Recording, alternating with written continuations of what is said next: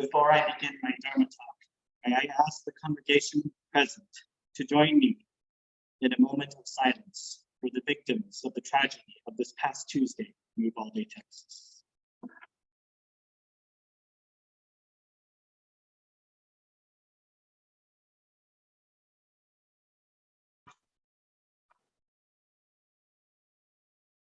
Thank you. Please join me in Russia.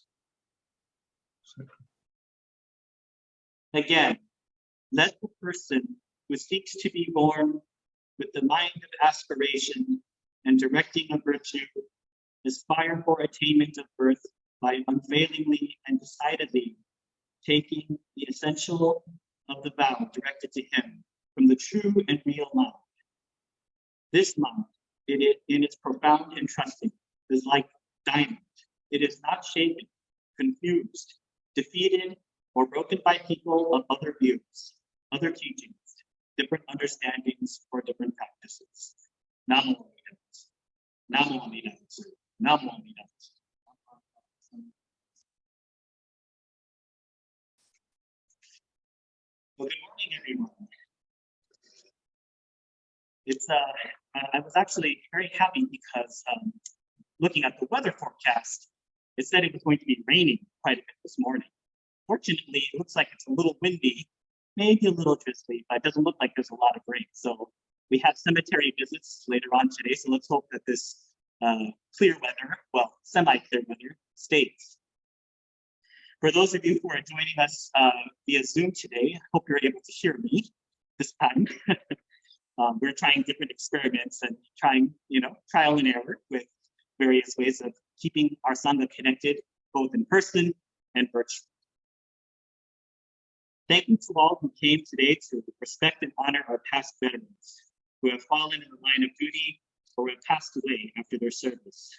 This is a wonderful day to remember the brave sacrifices all of these veterans made for our country, and we thank them for their heroism. While we are all here today to honor and memorialize veterans, I am certain that all of you, like myself, have the unspeakable and horrific tragedy that occurred in Uvalde, Texas, this past Tuesday on your minds. I am certain that everyone present has the feeling of unease, of anger, and deep sadness going through them.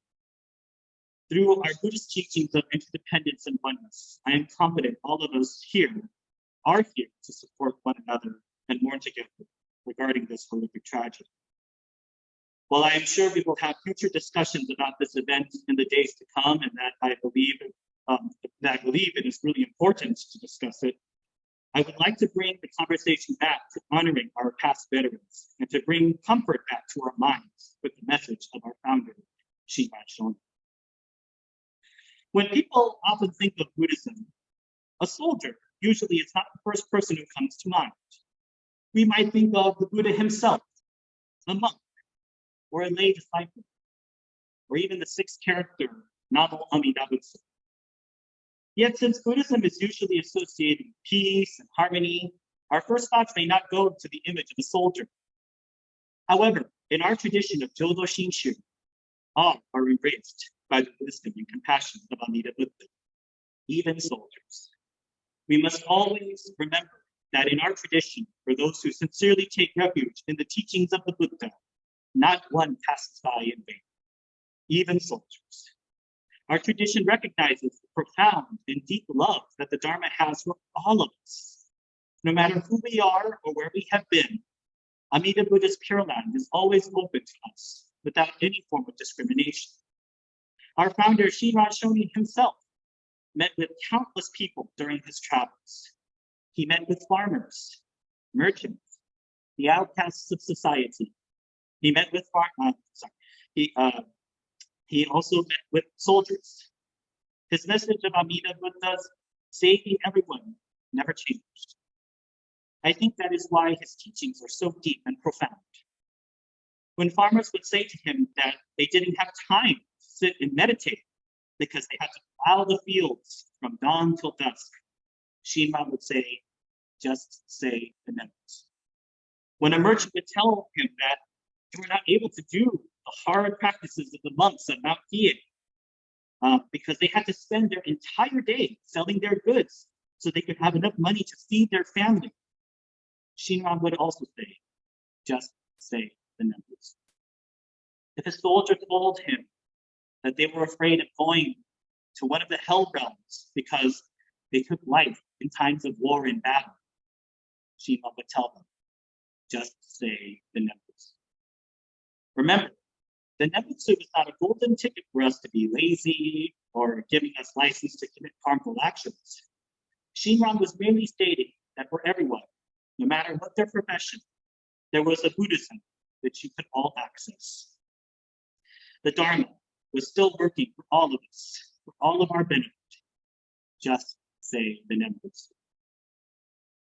With many of the World War II veterans, we are probably all aware of the 442nd Special Regimental Combat Team that was formed of Hawaiian and mainland Japanese Americans alike. Realizing that their country was calling for them to serve valiantly in the European theater as well as the Pacific.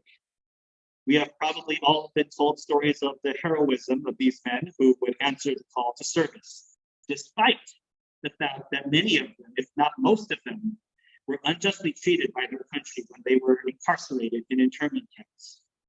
Many of these brave veterans who fought during the war were Buddhist, many of them Jodo Shinshu. I would like to briefly tell two stories about these World War II veterans. One of them is about one of my favorite movies as a child growing up. My mother showed this movie to me. It is called Go for Broke. Have all of you seen this before? Have you seen this before? It stars Van Johnson and Henry Nakamura, and it's about the forming of the special 442nd and the 100th Battalion. This movie depicts the experiences of the Japanese American soldiers during World War II. This is an old film from the 1950s, and I wonder how many of you in the Hondo or online have actually watched this before. One of my favorite scenes is when we see the many wounded Japanese soldiers getting ready to be transported back home. And the military chaplain is overlooking one of the soldiers, and he notices he's holding something, and he says, I haven't seen you before at Mass. You know, how come I don't recognize you? And the soldier responds, and it's because he notices the soldier is holding what looks like prayer beads. And the soldier responds, oh, different kind of rosary, Father. I'm Buddhist. He was holding an ojuzu. The second story is about my great uncle, Macho Masato Yamashita. He was, for those of you who have been to California or the Lodi area before, he also was a World War II veteran who served on the special 442nd Regimental Combat Team. When he came home, he actually became the manager of the Lodi JACL baseball players. That was his life. He never got married. He owned an auto repair shop, and he coached baseball. That was his life. After he passed away, he was also a very devoted Buddhist. He would always donate to the temple. He would always come and help at the temple events, and he was there for most of the memorial services we had for various relatives. But after he passed away, one of the most moving displays that brought me to tears was seeing his fellow 442nd soldiers come up to offer Oshoko. And then they did the traditional Oshoko where they put the incense in the incense burner, did the bow, but then at the end, they did a salute. And that brought us all to tears. I don't know why at first. It just was so meaningful and deep. And only then did I realize that the bond that these soldiers shared is very much like the bonds that we all share when we become Buddhists with each other, when we share in the Dharma with each other, when we go through many experiences with each other as well. While our teachings and creeds encourage all of us not to fight and avoid war at all costs, the world sometimes does not go the way we wish it to. Many of us also have had family members who are in active duty now. Some of you might be service people yourselves. I want to thank all of those people for your service and for answering the call to serve your country. One could argue as well that due to the efforts and bravery of these past soldiers, we are able to gather here to this day. Their actions and heroism still have an effect. This ties in perfectly with the teaching of interdependence and even karma in Buddhism.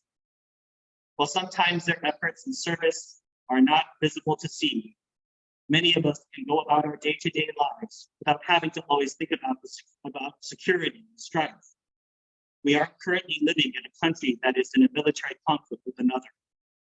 Our veterans' determination and service is also a good parallel to the Gosandai I quoted this at the beginning of this service. This comes from Master Shinran's Kyogyo Shincho, the chapter of Shinji. This part discusses our deep aspiration to take refuge in the Buddha's teaching. The way that it is described is an unwavering mind, free of doubt and filled with determination. This is one of the central aspects to our teaching. While many other schools of Buddhism have many practices that are required to attain some form of spiritual enlightenment, all we need to do is put our trust in the Buddha's words and teachings. This is Namo Amida Buddha. I can only imagine the determination our veterans have felt during their service and during their active duty.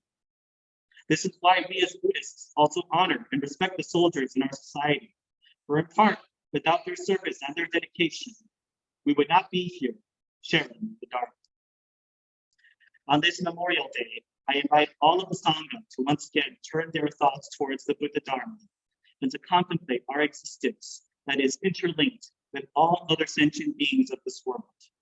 Our soldiers and veterans share in this existence as well, and as such are also receivers of Amida Buddha's wisdom and compassion. I would like to thank all of you for joining us today. If you know a veteran as a friend or who is in your family, I ask that you thank them for their service. Please turn to compassion. Namo Amida. Namo Amida. Namo. Namo.